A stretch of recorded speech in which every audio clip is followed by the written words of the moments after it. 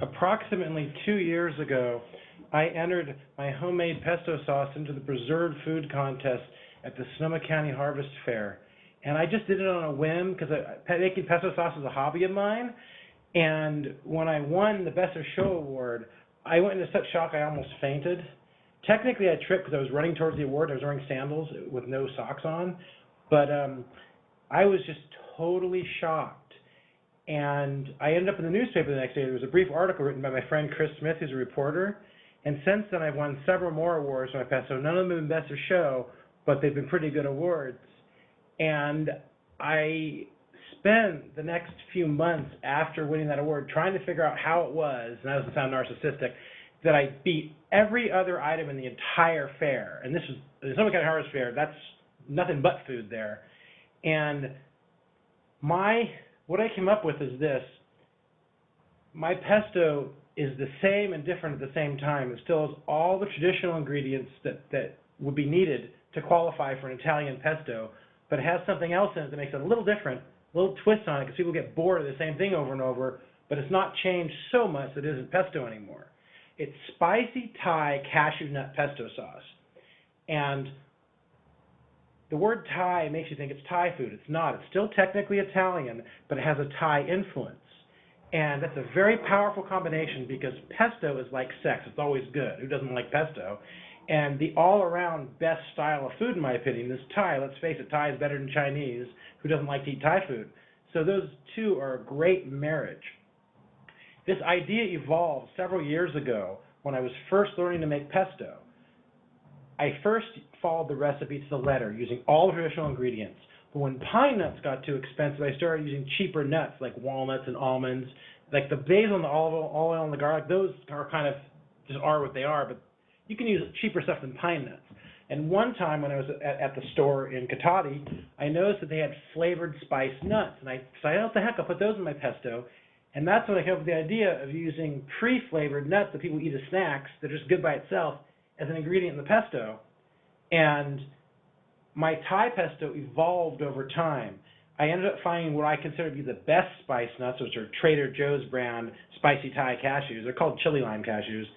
And I also figured out that a little bit of lemongrass would be good mixing along with the basil, which is a Thai herb.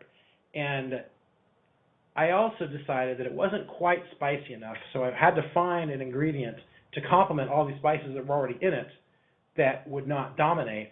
And what I do is I try and find something that's so hot that it'll actually ruin your mouth if you eat a tiny amount, and you just put a little drop in there and mix it in really well. And what I came up with was habanero pepper paste. And so basically this is like regular pesto with the olive oil and the garlic and the basil and all that stuff, but with spicy Thai cashews instead of pine nuts, a very tiny dab of habanero pepper paste, and a little sprinkle of chopped lemongrass. And the only other difference between this and standard pesto is standard pesto has ground black pepper in it. For this, I use a pepper grinder that has black, red, white, and green peppers. And in order to win awards at various events, I go to fancy places that sell really expensive and good foods. I go to there's a place in Sonoma called the Jacuzzi Winery, and I get their Ascalano, if I'm pronouncing it right, olive oil.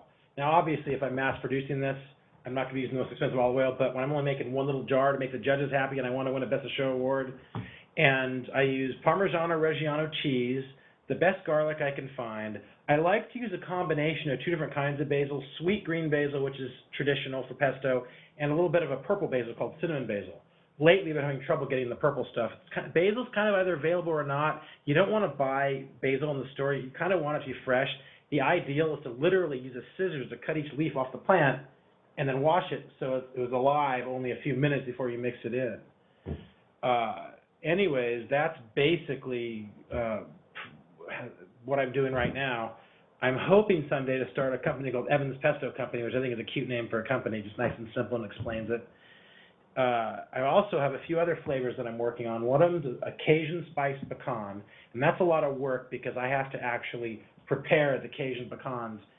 I have to put a lot of effort just for one ingredient. And I'm also working on a slightly different version of my Thai one that involves more nuts and more other ingredients. Not necessarily better than the spicy Thai, it's just a little different. And I'm even working on, in my head, a Hawaiian version of pesto that uses Hawaiian spiced macadamia nuts.